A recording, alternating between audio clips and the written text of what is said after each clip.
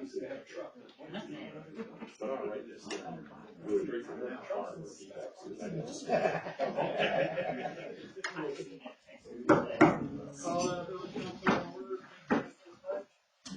Allegiance to the flag of the United States of America and to the republic for which it stands, one nation, under God, indivisible, with liberty and justice for all. Roll call, please. Hewitt. Dickey. Here. Warner. Here. Wenzel. Here. Hoover. Here. Powell. Here. I do not have a statement this evening. We'll need a motion to approve the agenda. So moved. Support. Motion's been made and supported to approve the agenda. All those in favor, signify by saying aye. Aye. Opposed? Motion carries. Public statement regarding current agenda items only.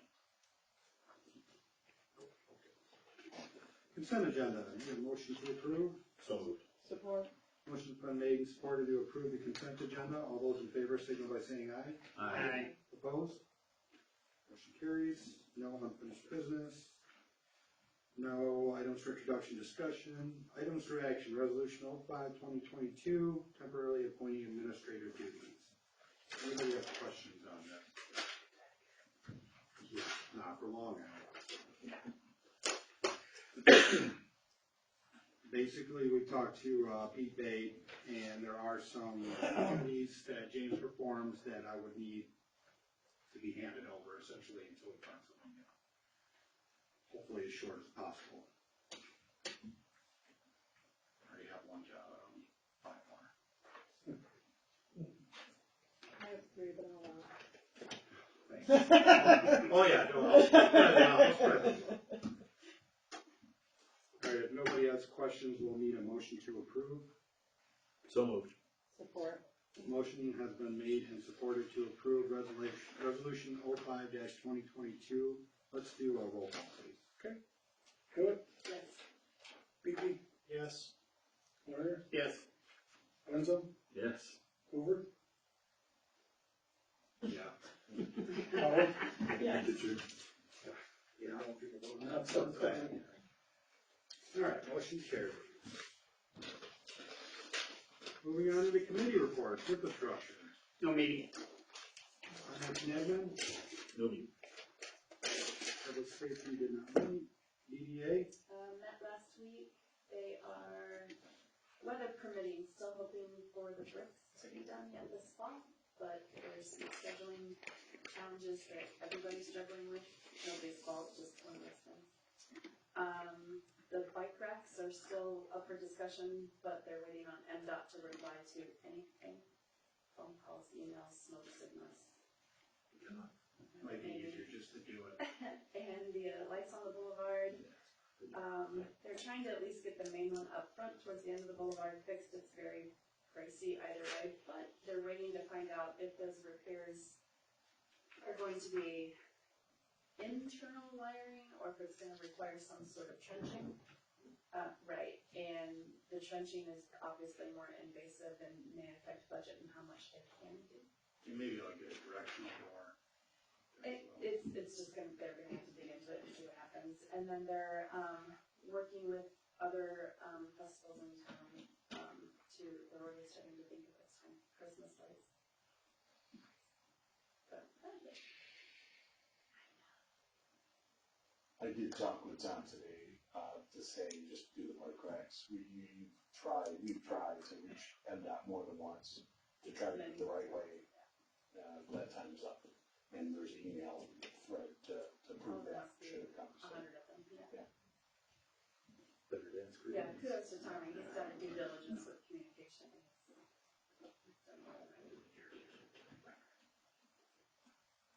It took 2 years and a senator for me to get anybody from MDOT to return a phone call, so.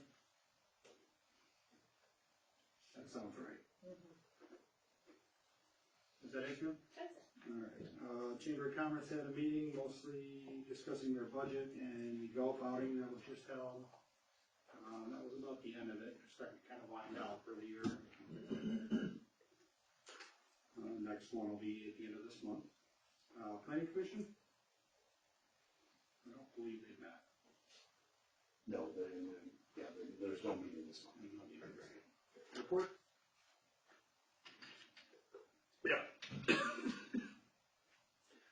They had a meeting yesterday. They went over what happened for the pancake stuff. They did well. For those that were wondering what was going on Saturday, it was stole practice. That's all it was. It was cool to watch from there. Golf course, because I was there Saturday and Sunday. And then there was something else, but Lara gets to talk about it. And we're still waiting on MDOT with their criticisms of the airport. Because they came out, took a peek, and we're just waiting on what they decide is good or bad. I think most was good. Yeah, I keep looking at Chris, he was there yesterday, so. You can get him to call the DPU. No, that's a different department. This is a different, it's a different group, but, They don't I share. still think the only place is gonna be the trees that's on Hendricks. I don't think anything else is bad. It's fine. I think The everything, trees are fine. so, unless they complain about a light here or there, but it should not be a bad report back. Is anyone there gonna start teaching lessons? There's an excellent teacher out there. I'm not gonna name names, point fingers. But there's an excellent teacher out there in case anybody's wondering about learning to fly. Does he wear glasses? He does wear glasses, he is in this room, but I'm not naming names. He soloed 3 students this month, That's right, he's. including one last night. Out of Chesney? Yeah. Oh, nice. I'm So- gonna talk to you later. Curious. Oh, it's not me. It's him. So. He's Yeah, that's why I'm wearing glasses.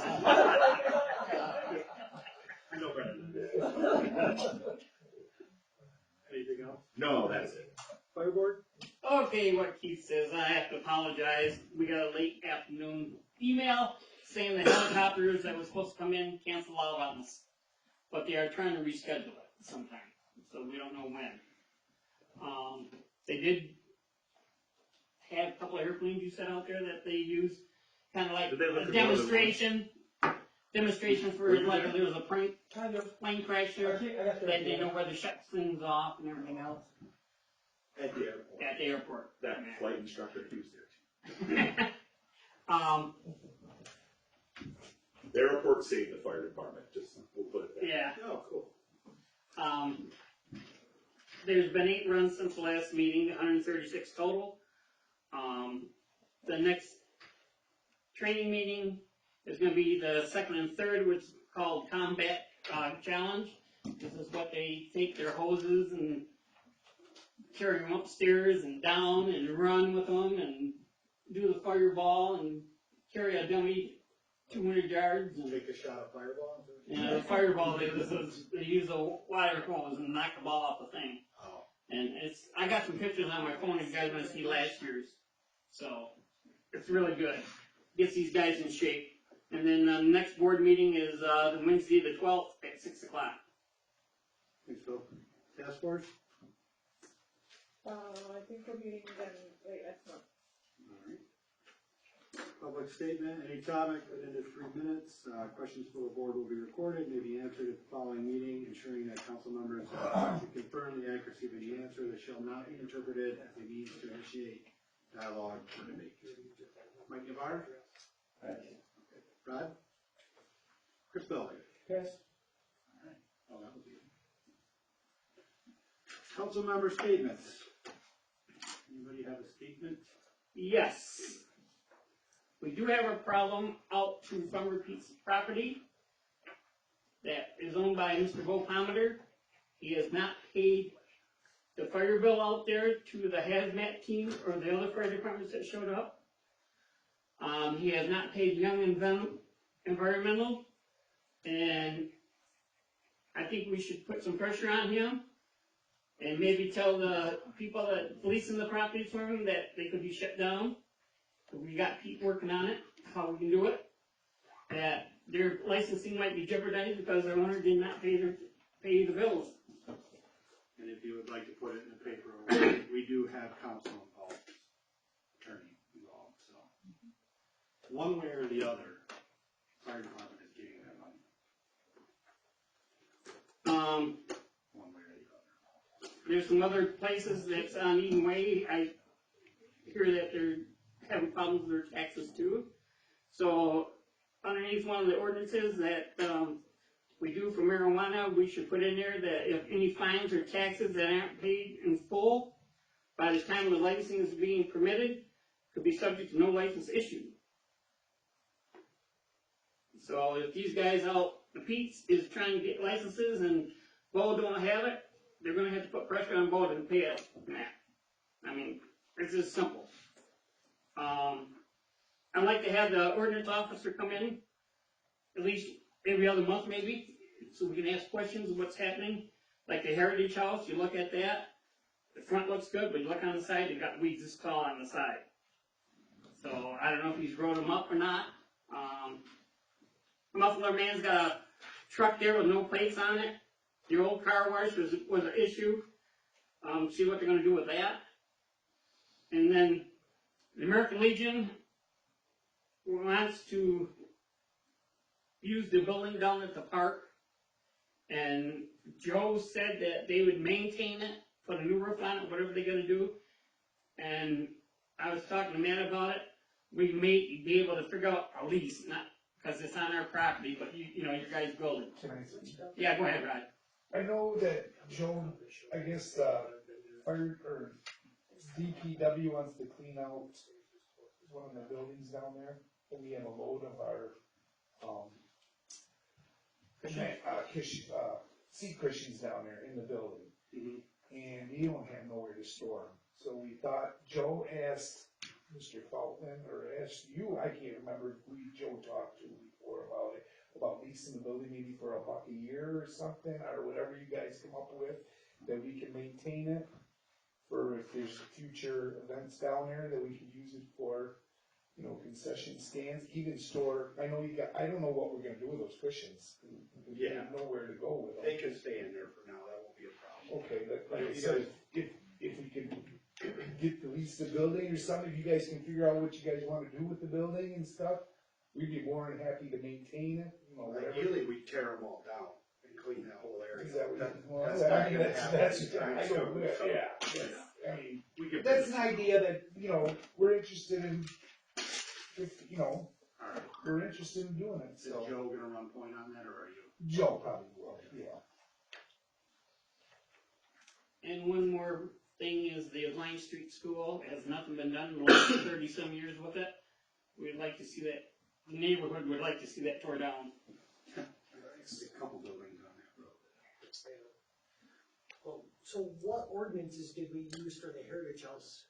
I mean, so when Phil and I were talking, if we were able to use the Heritage House, or force the Heritage House to clean up like the decking to make it safe, what was applied to that we could not apply to the school? We hit them a couple times with an unsafe ordinance, and that's what caused them to put the steel on the majority of the windows, but they didn't do them all. No. Obviously.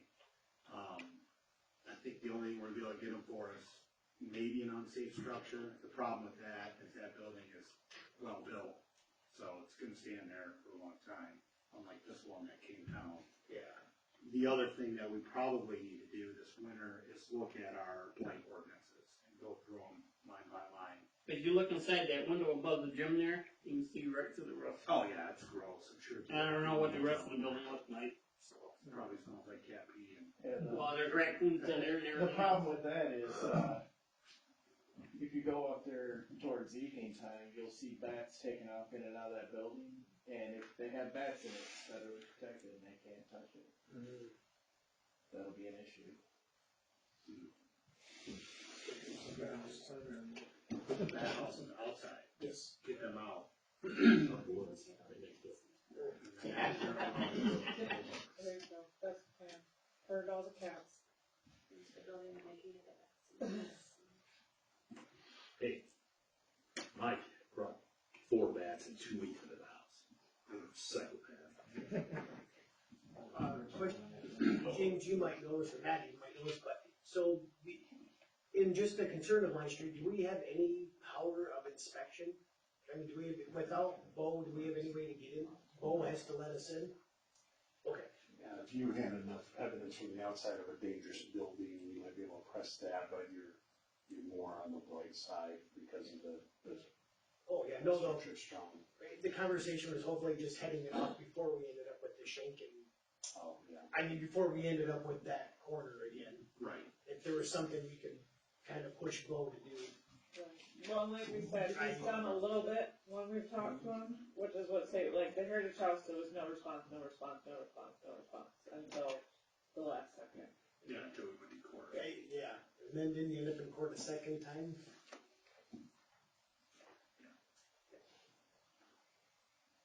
It's likely what enforcement's gonna look like if we spend money on attorneys. Yeah. To try to get the line. Yeah, like I said, the conversation was just overall, can we head off that from happening? I mean, he keeps his grass mowed, you know, there's not a lot we can do.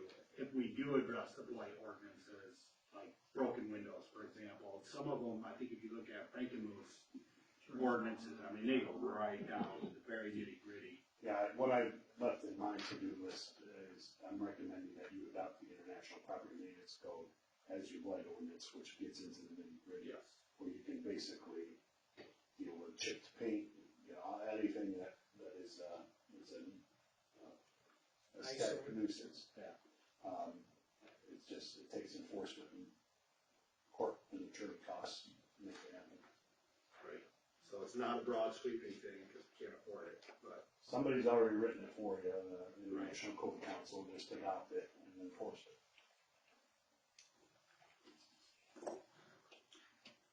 I do have a statement. I would like to thank Kiwanis for the wonderful event they put on this last weekend. We had a great time. I saw a lot of kids down there. Seemed to be pretty low key. Good weekend. The two golf outings, I was at both. Tim Schultz, I remember the chamber one. I'm not vouching for the Saturday one. The hack and slam that Tim Schultz has put on, this is the 33rd year. Sometimes I gotta check. I've only missed like 2.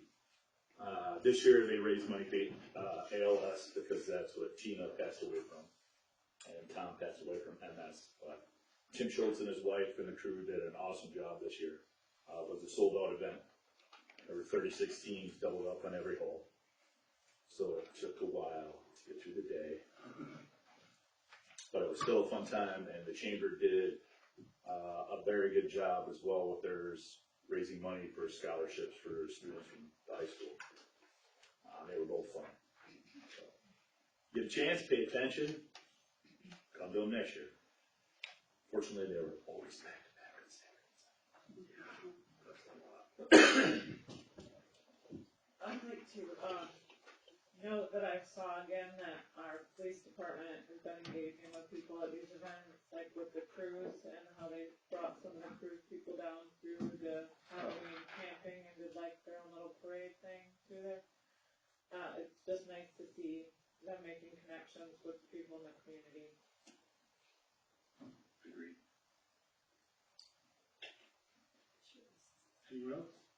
Fisher Reese is this Saturday? Yes. Yes. Oh, yeah, it was Saturday in June. She said, I fish. Cards. New carp to the system. Little butter and some paint. James? Thank you, Mr. President. Just a couple highlights. I did get, the crews reached out about the trunk or treat. They're gonna be asking to get on the next agenda to close on South Chapman again for the trunk or treat. Unless the council is inclined to approve it tonight, whatever your pleasure is, but, they'll be asking for that. The street bond public meeting will be here on October 11th at 6 p.m. And that brochure will be finalized tomorrow and sent out, to the news and will be sent out in the utility bill, so that'll get out there. President Hoover asked me to go through the financial statements real quick, and I just thought what I do, rather than show you a bunch of slides, is use these, monthly reports that you get. I understand, that they weren't necessarily consistently used in the past, but I just thought I'd use it as an outline and note some highlights as things I look at, as a snapshot. And just kind of give you a little data dump of various issues that I was keeping my eye on. What I did is I went through and just highlighted some things. I'll kind of bounce around as talking points to kind of, things to watch. Starting at the top there, this was, produced on the 12th. I always pay attention to that because, these are statements for the year end, or year up to the end of August.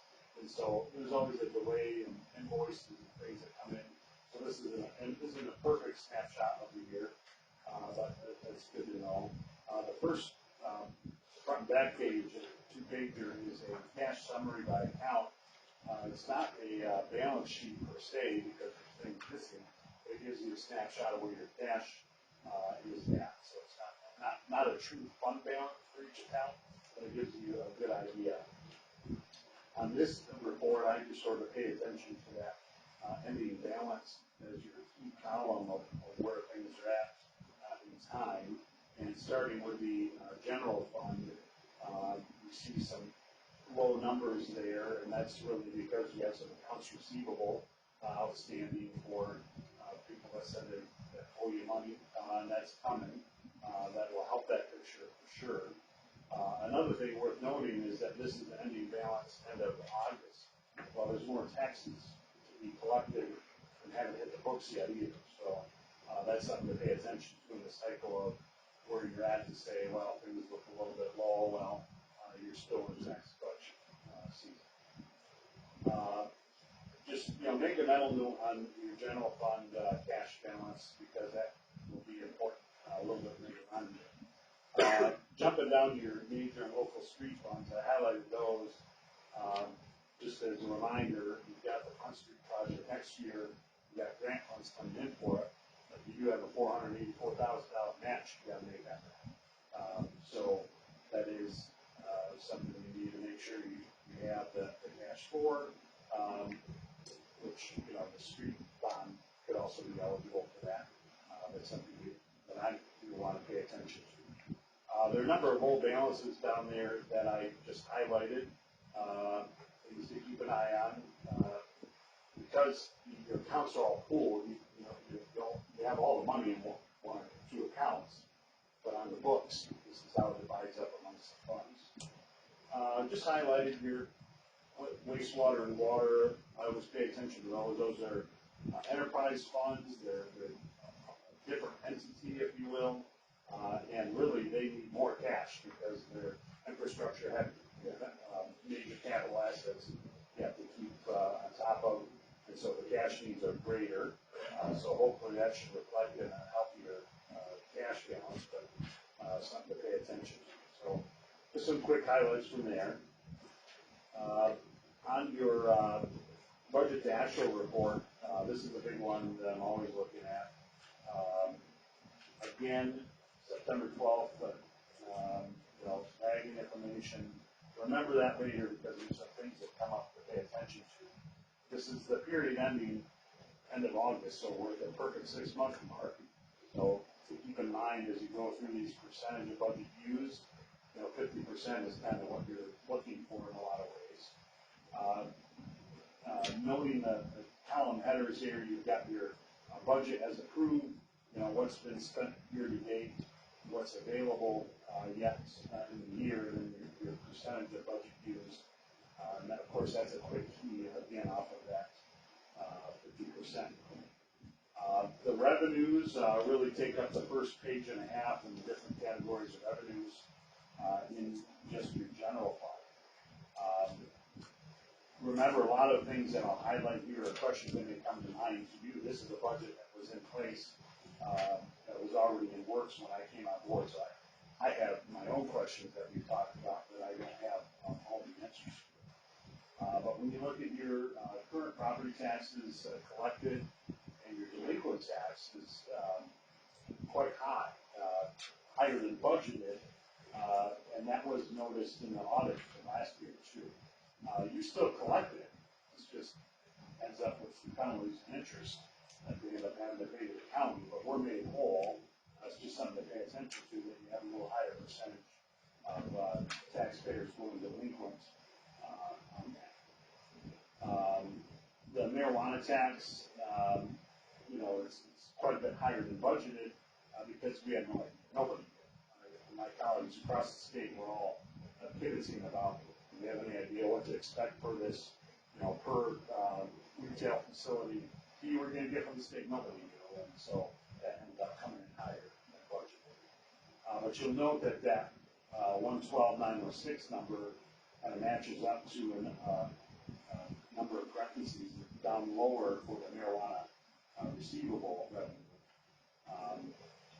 And that sort of, these are the things that you kind of have to be careful of when you read these reports, because I'm not sure 100% how that got booked, and how when the auditors come in later, or Raymond comes in and cleans up your financial statements, they may do some journal entries to clean this up, and it could change that picture significantly. So you kind of have that revenue coming in, but it's showing an offset in another line item as a due from the state of Michigan. But that may not be 100% accurate until the auditors clean it up. Similarly, you have on your business license and permit, you've got a negative $20,000 in there as a journal entry, as an account receivable, that is, you know, reducing what looks like is your revenue for the year. So I don't know that you really have, when you look at that year-to-date balance on total revenue, that for 101, that is 100%. These are the kinds of questions that I would, you know, have to look into. Your charter franchise fee, jumping back up, to be at 69% for the year for the budget was pretty good. Maybe the budget was a little bit lowball. I can tell you that cable subscription rates are going down. People are cutting the cord and going to streaming services, and that's going to impact how much revenue you get from that. But you know, right now you're ahead of budget, so that's okay. But it's definitely something you're going to want to keep an eye on over the years. Your ordinance fines is just one of many examples where nothing was budgeted for that, but you've actually collected a few bucks for it. That's okay if you didn't predict how much ordinance fine revenue. It's kind of a conservative budgeting, maybe not to assume that. So that's all kind of bonus. I do note some big line items there at the bottom. Your admin allocation and your fringe benefits for the street funds. Those are staff costs that are incurred in the general fund that get billed to those funds. And you can see that hasn't happened. And I think that's an end of year thing that happens. So there's really revenue that's accrued through the year that just we haven't gone to that other fund to collect on it. You could do it quarterly or monthly if you wanted to, but it's not necessary. You just take the money from your left pocket, put it in your right pocket. But for revenue purposes, just know that that's actually there already. So if your head's not spinning yet, we'll go a little bit faster, but I think hopefully I'm highlighting the need that in future budget iterations of a little bit more documentation that your administrator is going to want to do, so that you kind of know better where these numbers are coming and going. You'll note under police department revenue, there's that $65,000 was left in the budget for reimbursing a police officer on Eden Way. It's my understanding the decision was made on that, and you weren't doing that, so I'm not sure, you know, why that's still there, but it sort of inflates what you thought your revenue would be with it still being there. Public Works miscellaneous is at 327% of budget. You know, that initially catches your eye as you scan that column, but it's $200. It just got plugged in somewhere. It's actually a de minimis issue, so not concerned about that. Airport is a budget to keep an eye on. You are there's a $12,000 revenue plugged in for that in the budget. I don't know what that was anticipated to be. But you certainly could use that to cover your expenses for the airport, as we'll talk about later. But just remember that budgeted revenue number per airport, 13,500 later. Excuse me. So your total revenues, 1.8 million budgeted, just remember that. You remember that from the fund balance and cash balance we looked at.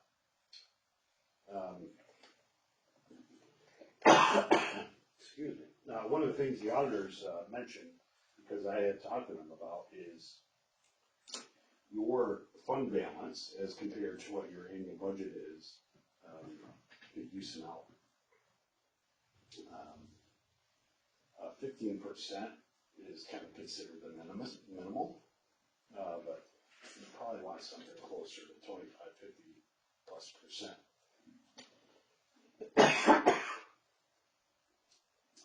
It's a bad time to do a lot of talking, but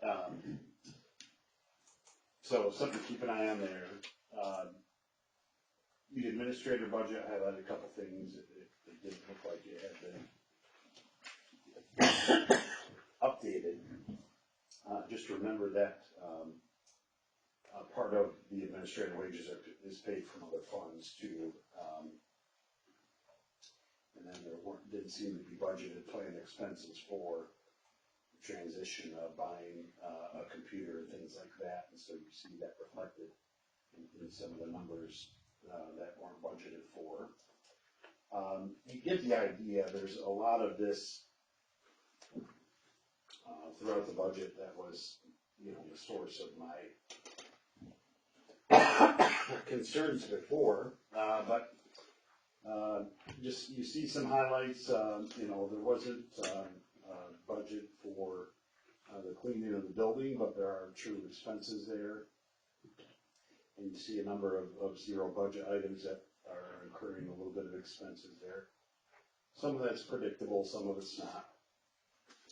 On the police department side, just one thing real quick to note, if you notice, the wages are only at 40% of budget, but part-time wages are at 70% of budget. Well, that was because we added a full-timer. One of the part-time officers became full-time, but they were still paying that officer's wages from the part-time line item. So it overinflates that part-time wages, so it looks like it's up. And then it makes it look like your full-time wages are low, but it's actually all there.